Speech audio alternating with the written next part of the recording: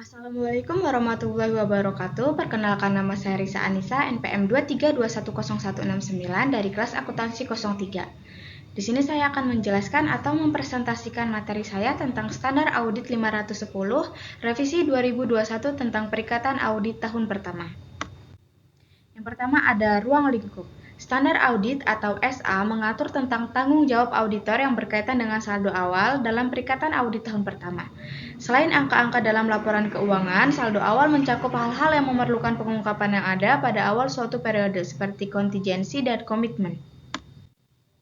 Tujuan auditor. Dalam melaksanakan suatu perikatan audit tahun pertama, tujuan auditor yang berkaitan dengan saldo awal adalah untuk memperoleh bukti audit yang cukup tentang apakah yang pertama, saldo awal mengandung kesalahan penyajian yang berdampak material terhadap laporan keuangan periode kini, dan yang kedua, kebijakan akuntansi yang tepat yang tercermin dalam saldo awal telah diterapkan secara konsisten dalam laporan keuangan periode kini atau perubahannya telah dicatat dengan tepat serta disajikan dan diungkapkan secara memadai berdasarkan kerangka pelaporan keuangan yang berlaku.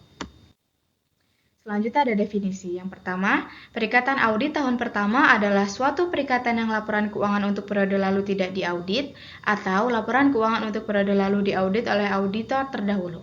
Yang kedua, saldo awal adalah saldo akun yang ada pada awal periode. Yang ketiga, auditor terdahulu adalah auditor dari KAP lain yang mengaudit laporan keuangan suatu entitas dalam periode lalu dan telah digantikan oleh auditor pengganti. Selanjutnya ada ketentuan. Prosedur audit yang terdiri dari saldo awal memiliki ketentuan. Yang pertama, auditor harus membaca laporan keuangan terkini jika ada dan laporan auditor terdahulu jika ada, untuk informasi yang relevan dengan saldo awal termasuk pengungkapan. Yang kedua, auditor harus memperoleh bukti yang cukup dan tepat tentang apakah saldo awal mengandung kesalahan penyajian material dan berdampak terhadap laporan keuangan periode kini.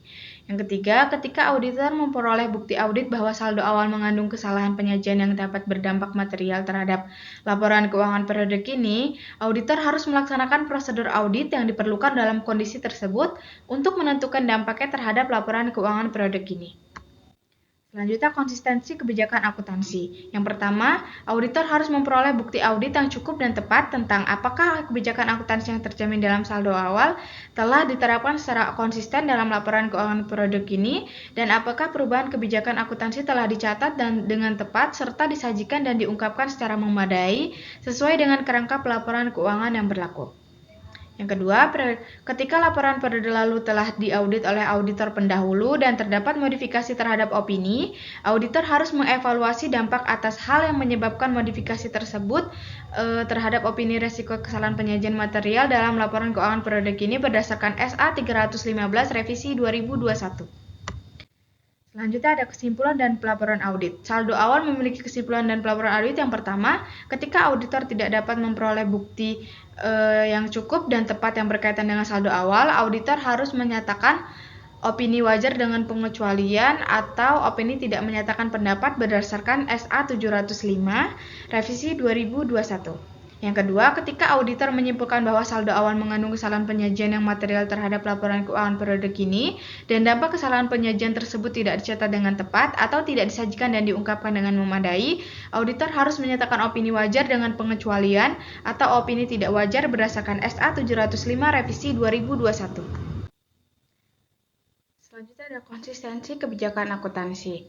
Ketika auditor menyimpulkan bahwa yang pertama, kebijakan akuntansi periode kini tidak diterapkan secara konsisten dalam kaitannya dengan saldo awal berdasarkan kerangka pelaporan keuangan yang berlaku, atau yang kedua, perubahan atas kebijakan akuntansi tidak dicatat dengan tepat atau tidak disajikan dan diungkapkan secara memadai berdasarkan kerangka pelaporan keuangan yang berlaku. Yang selanjutnya ada modifikasi terhadap opini dalam laporan auditor terdahulu, yaitu ketika opini auditor pendahulu atas laporan keuangan periode lalu berisi modifikasi opini auditor masih relevan dan material terhadap laporan keuangan periode kini, auditor harus memodifikasi opini atas laporan keuangan periode ini berdasarkan SA 705 revisi 2021. Sekian materi dari saya. Wassalamualaikum warahmatullahi wabarakatuh.